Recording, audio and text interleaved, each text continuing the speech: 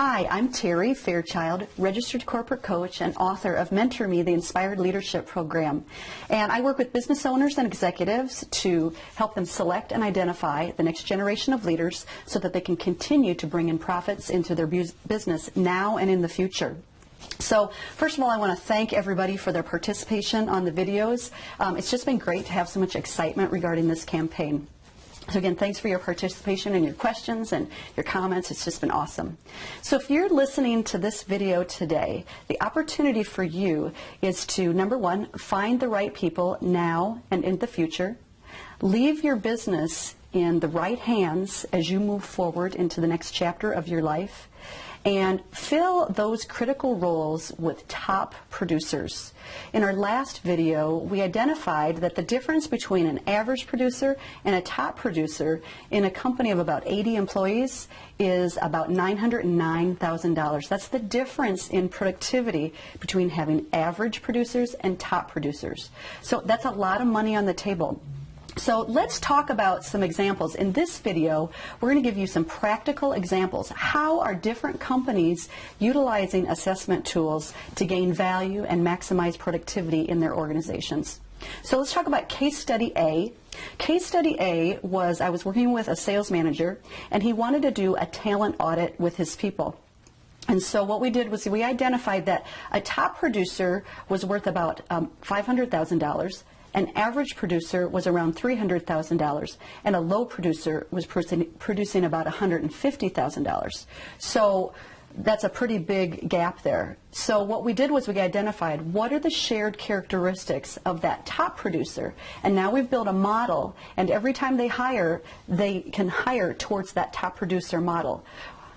In case study B, was, I was working with the president of an organization, and he is looking to retire in the next 3 to 5 years. And so what we did was we conducted an audit. All of his management team members were assessed as well as himself, and we assessed him as a top producer. And so now what he's gotten from that process is he really has clarity on will he be able to hire from within and promote from within to his position, or will he need to go outside the organization. So for him it was clarity, and although he will still remain in the organization for a couple of years, it's going to give him the time to properly prepare that next person. The third case study is an example of a president. I was working with a president and his management team again, but their goals for using assessments was a little bit different. He has no intention of going anywhere anytime soon, but he does have a goal of building the company. He wants revenue and company growth. And so he assessed his team so that they could learn how to work together better. They could look at their differences and their strengths and identify how they can communicate and where will their potential challenges be. And then it'll give him, well, I think the outcome for him was it gave him the tools and the information that he needs to coach his people to higher levels of performance. The next case study is an organization that again was using the sales assessment, and they did a talent audit, and then they identified they have really 3 divisions in their company, and so they developed performance models for those 3 different divisions. And they actually wrote down a testimonial which I thought I'd share with you. The president said, "This is an exciting time of growth for our company. The sales assessment is amazingly accurate. The profile sales assessment has helped us identify the key characteristics of our top sales performers. The debriefing service that Terry provides has been critical in helping us select the right people to help our company grow." And his HR manager said, "The profile sales assessment is helping us grow in a systematic way. It helps us understand how close selection candidates compare to our established performance models and allows us to target our interviews more precisely." So the outcome for this company would be we're really positioning them to grow and hire the right kinds of people. And then finally, an example of the last company that I'm working with. It's a very large company, and I'm working with the Vice President of Human Resources. And what he was interested in doing was building a system. They want a workforce strategy. And so what we've been doing is I've helped them to identify the critical roles in their organization. and we're conducting a team audit, a talent audit across multiple levels of the company and across different divisions of the company. And once we have those talent audits complete, we're going to look at where do we need to go outside the company and where can we promote from within the company. And then we're helping them to establish performance models, top performer, top producer models for each of those positions. So for them, what they're getting is a professional system that can help them implement a strategy-wide initiative. So again, that's the very best practice of what I do. It's just been a great project, and the system, the profiles assessment system, can actually support that very large system. So what do all of these companies have in common?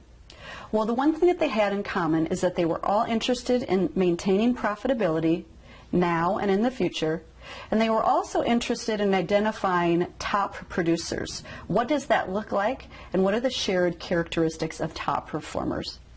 So I've attached a tool for you to use if you are trying to get started with a workforce planning strategy.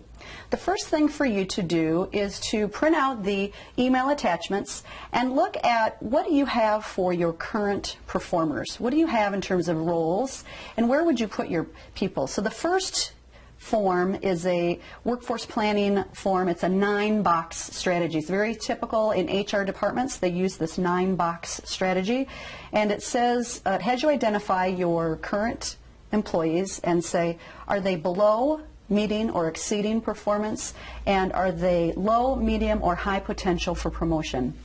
So that's a really great way to start the workforce planning process and really see, well, where would I say my people are?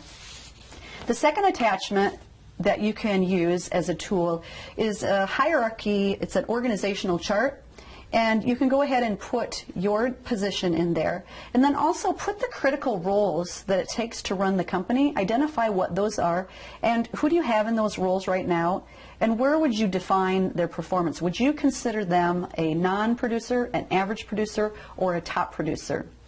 And again, it's just a really great first step in helping you get started in the workforce planning strategy for yourself. So what will you need to do to implement a workforce planning strategy? Well, there's really 4 things that I can help you with, and that you'll need to know. The first thing is how to get below the surface with the people that you already have. How do you understand their cognitive ability, their behavioral skills, and their occupational interests?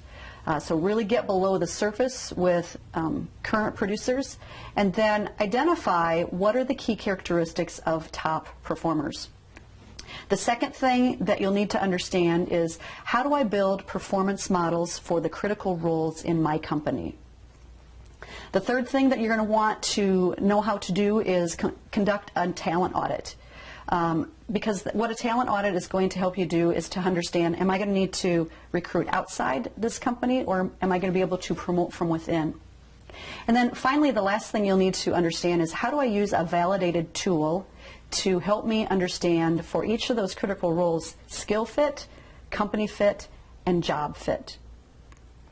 So I hope that you've gained some value and learned some different things that will help you in implementing a workforce strategy and succession plan in your organization. Keep your eye out. In a couple of days, you're going to be receiving a video that has a very special promotion that we're really excited about. So keep your eye out in the next couple of days for a video. And in the meantime, continue to inspire results in yourselves and those around you.